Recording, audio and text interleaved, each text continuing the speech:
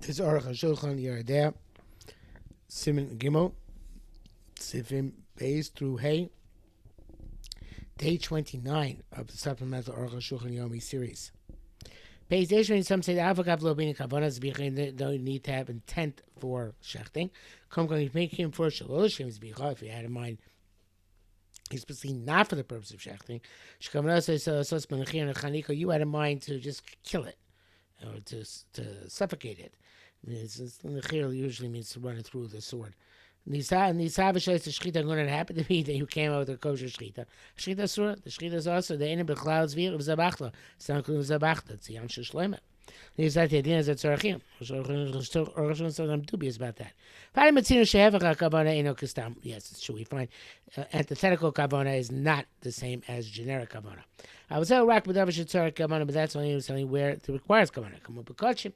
Like by kachim meaning lishma, where it has to be lishma. But kaim and perakam is vachim, and it says the first perak is vachim to some lishma. The default kavana is lishma. But then when you shop it, I always say obviously the mefurish kimin shlo lishma. If you explicitly had in mind shlo lishma, not for the intent of the korban, it's possible.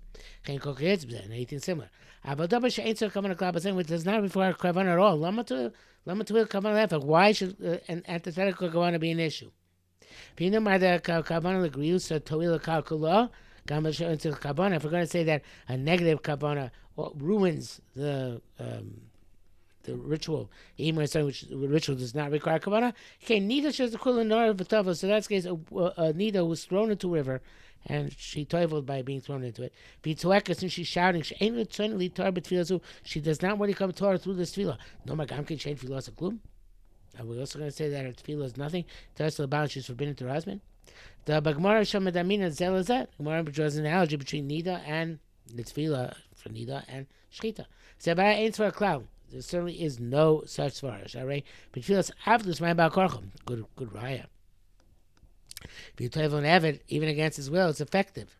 So you don't see the Gandi Kavana. We don't say the distinction between different types of toiveling. It's clear to me should be times that on this count I did not bring such a law about a woman who says I don't want my tefillah to be effective. In practice it requires for analysis because Yam Shleima is Yam Shleima. Kimotara Pashu, it's obvious. The shchita kazu tzurishayis look about a shchita which is done without intent to shech. So you have to check if you didn't stick the knife in between each simon or underneath the hide, which is psul.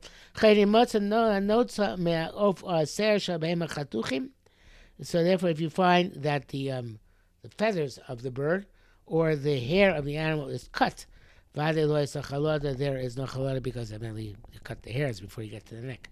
You also have to make sure there was no pressure applied. Such as the knife was drawn back and forth.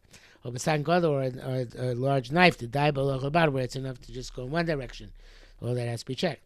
It's need to have human force in shechita. If you taught a monkey to shech, she doesn't be a shechita in the middle. Then comes a vachta. There is no vachta. That feels the adam, even a person assists the monkey.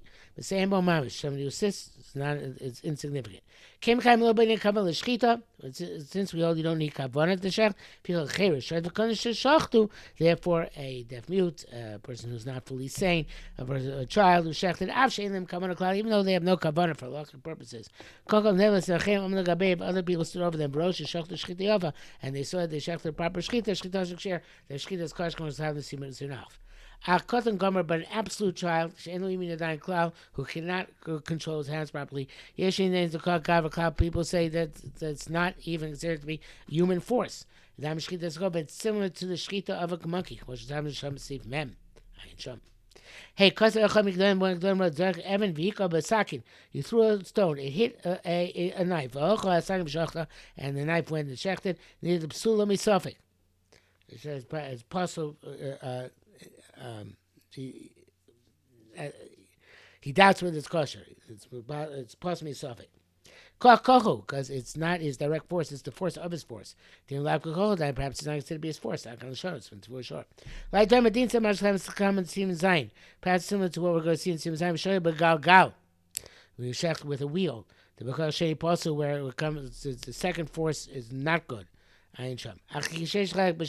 But there's obviously distinction from between here and there. Nevertheless, you can't permit shchita where it's the force of his force. But a rebounding force. Such as you tossed a knife at a wall. And on account of hitting the wall, it rebounded to backwards. Shechted. You get that to work. Have a koch rishon. It's like it's all part similar to the first koyach. The force, the kosher. It's kosher. Gam goes chay v'chay gavna. And if a person did this and killed somebody, Rachman that way, he b'chayv goes. Baruch we show you if he killed somebody unintentionally. V'chein shazak l'ma'as ha'sakin. Also, when he tossed the knife upwards, v'achot went to the sides. V'shach and shach l'mikri koichel.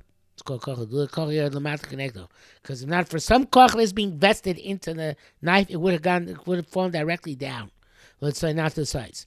If the taco fell directly down, it's possible. It's not to be koicho, as is clear there in the Gemara. And that's it for today, I believe.